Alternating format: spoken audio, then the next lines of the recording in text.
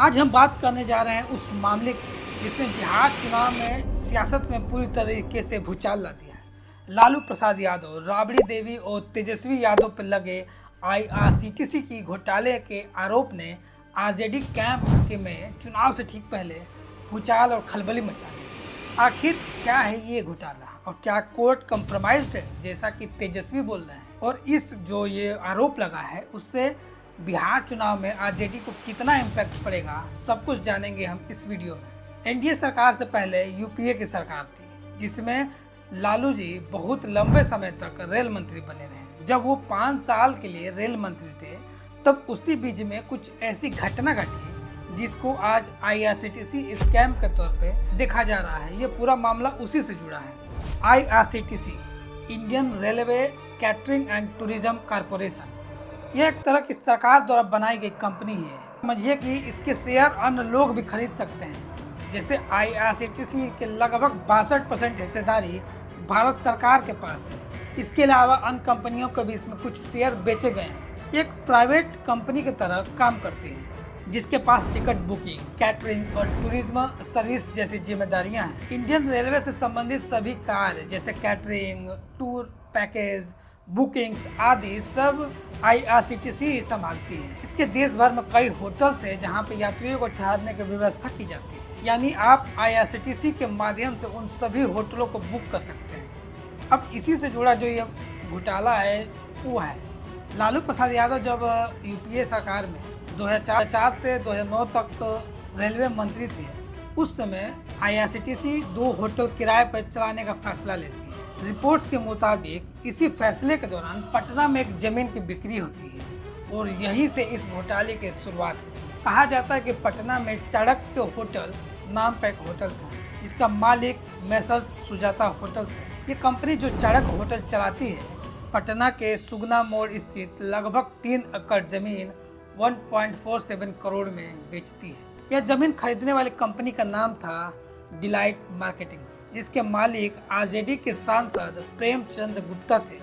अब दिलचस्प बात यह थी कि जब आईआरसीटीसी होटल्स को लीज पर देने वाली थी, उस टेंडर प्रक्रिया की जब शुरुआत होती है तब मैसर्स सुजाता जो होटल्स लिमिटेड था वो एलिजिबल नहीं था उसके, लेकिन जब जमीन की बिक्री के बाद अचानक से वो एलिजिबल हो जाता है। नवंबर 2006 में रेलवे ने रांची और पुरी के 2 होटल्स को लीज पर देने के लिए टेंडर जारी किया। पहले जो सुजाता होटल्स इसके लिए योग्य नहीं था, नियमों और शर्तों के बदलाव के बाद इस प्रक्रिया में शामिल हुई और वो अंततः 2 होटल्स रांची और पुरी में उसको 15 साल के लिए लीज पर मिल गया।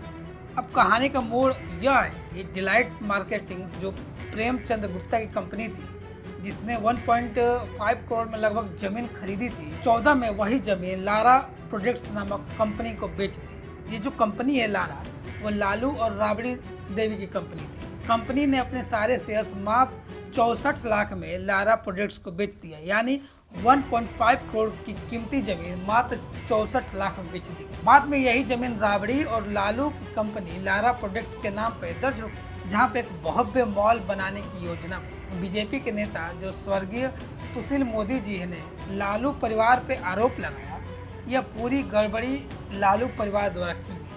असल में यह जमीन जिसकी व्यवहारिक कीमत 94 करोड़ थी, मात्र 64 लाख में लारा प्रोजेक्ट्स को मिल गई। इसके बाद मामला सीबीआई और ईडी तक पहुंचता है। 2017 में सीबीआई ने एक पूरे केस की जांच शुरू की। लालू, राबड़ी और तेजस्वी यादव, उस समय जो लारा कंपनी जो प्रोजेक्ट्स थी उसके डायरेक्टर तेजस्वी थे, यहाँ पे छापे मारे गए। 2018 में सीबीआई ने चार्जशीट दाखिल की, जिसके बाद ईडी ने भी मनी लॉन्ड्रिंग के पहले की जो जांच होती है शुरू कर दी, क्योंकि 100 करोड़ की जमीन लगभग 64 लाख में मिल गई। इसलिए ईडी को शक था कि कहीं इसमें टैक्स इन्वेजन यानी मनी लॉन्ड्रिंग का मामला भी हो सकता है। बाद में यह केस अदालत में पहुंचा, जहां 2025 में अब जाकर चार्जेस फ्रेम किए गए हैं, यानी कि लालू, राबड़ी और तेजस्वी यादव पे आईपीसी की धारा 420 धोखाधड़ी और 120(20) साजिश के तहत आरोप लगे हैं। इसके अलावा धारा 467, 468 और 471 के प्रोविडेंस भी लगे हैं। इसके अलावा प्रोविजंस ऑफ करप्शन एक्ट 1988 की भी धाराएं उन पर लगाई गई हैं। अब कोर्ट में इन धाराओं पर सुनवाई होगी। बचाव पक्ष अपने साक्ष्य रखेंगे और अंततः कोर्ट तय करेगा कि सजा दी जाएगी या नहीं। राजनीतिक रूप से इस केस की टाइमिंग बिहार चुनाव के मद्देनजर काफ़ी अहम मानी जा रही है। विशेषज्ञों का कहना है कि ये जो पूरा मामला है लालू परिवार के जो राजनीतिक छवि है उस पर काफ़ी असर डालेगा।